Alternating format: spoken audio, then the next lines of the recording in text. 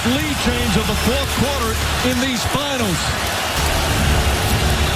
Leonard drives, pulls up, banks and home. You get the feeling that Kawhi Leonard is sensing the moment. Back to shoot. Leonard's going to try another one. Pulls it in. Kawhi Leonard. Back-to-back threes. Someone like Quinn Cook.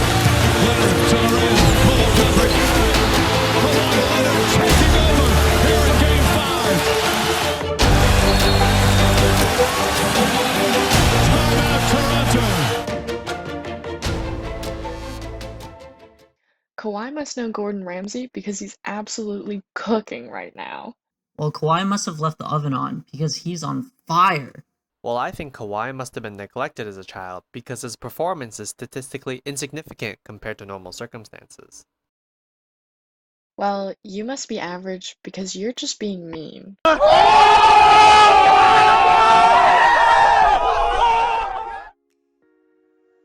We want to find out if having a hot shooting hand has any predictive power on a player's next shot going in. But how do we accomplish this? We decided on the following experiment. We trained a neural network to predict whether a shot is going in or not based on the number of inputs. This neural network is trained on hundreds of thousands of shots. Second, we train a second neural network with the same inputs plus a measure of the player's hot hand. We'll explain later on how we get this value. And third, we then compare which model predicts the shots more accurately. Why would this achieve our objective of finding out whether the hot hand has an impact on shot make percentage?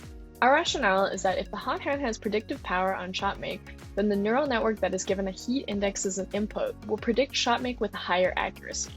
If the two models have equal accuracy, or if the second model has a worse accuracy, then it shows our heat index did not help our specific neural network predict shot make percentage. Our experiment consisted of building a neural network using the 2013 to 2015 NBA season data. The baseline model had distance to the basket, distance to the closest defender, player IDs for the shooter and closest defender, touch time prior to shooting, and the number of dribbles before shooting and the shot type as their inputs. For the second neural network, we included every input in the base model and added in a simple heat input. This calculation was simply equal to the shooting percentage over the past n shots, and for our model, n was equal to 4. Higher shooting percentages implied a hot hand. We calculated this value for every shot by ordering the dataset by time and player and performing the calculation. Determining the optimal hyperparameter configuration required a lot of experimentation. We aimed to find the best number of internal layers and nodes for our neural network to produce the highest shot prediction accuracy. For each internal layer, we tested 4 to 256 internal nodes, and we tested 2 to 4 internal layers. We used 10-fold cross-validation since we didn't have access to unseen data. We split our training data into 10 and trained our neural network on 9 partitions and used the last partition as validation. By doing this 10 times, each with a different partition, we can calculate the average accuracy and choose the set with the highest accuracy. We had 2 performance metrics for our models. The first was our shot prediction accuracy, which was the number of shots predicted correctly divided by the number of shots total.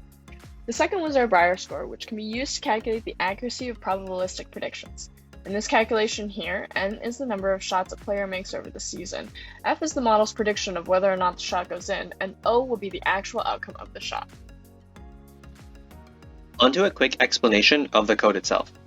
Our code is split into 2 sections. The first section fetches the shot data from an NBA database on the internet and stores it into memory. And the second section, which is all the code below it, sets up our neural networks and trains them on the shot data collected in section 1. An interesting challenge we face stems from the fact that the data came from a noisy sensor. The sensors are a combination of motion and location sensors attached to a player's clothing, as well as cameras placed all over the court. And these sensors automatically make readings and populate the database after each shot attempt, all without any human intervention. In general, this dataset is quite good. It's considered the best available shot data for the NBA. The values are comprehensive and appear fairly accurate, though there are some values that simply don't make any sense. So an example of this is touch time. And touch time is a measurement of how long a player has possession of the ball before they make a shot. And a small minority of touch time values were actually negative, which obviously doesn't make any sense.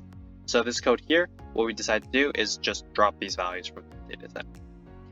In order to run the code, all you have to do is click the green arrow button and then just wait.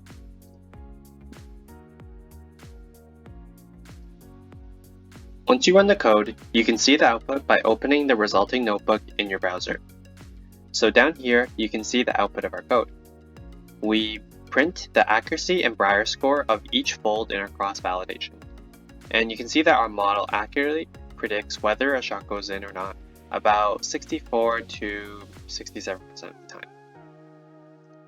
After some cross-validation to find the hyperparameters for our neural network that will give us both the best shot prediction accuracy and Brier score, we found that our original model without the heat calculation had an average accuracy of 66.85%.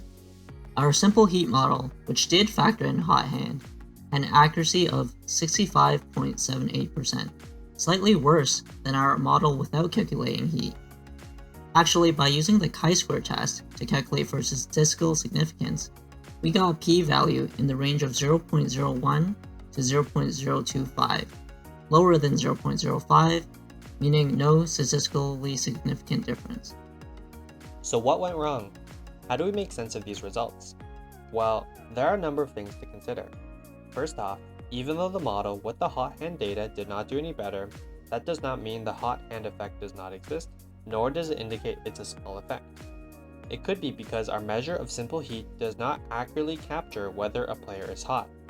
It could also be the case that only some players exhibit the hot hand, especially the star players who take many shots per game, while other players who only make a few shot attempts per game make the data noisy.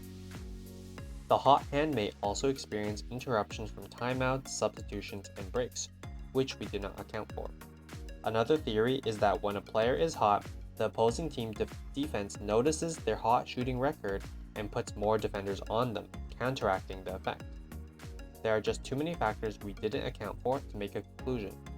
Future experiments may reveal the true nature of the hot hand.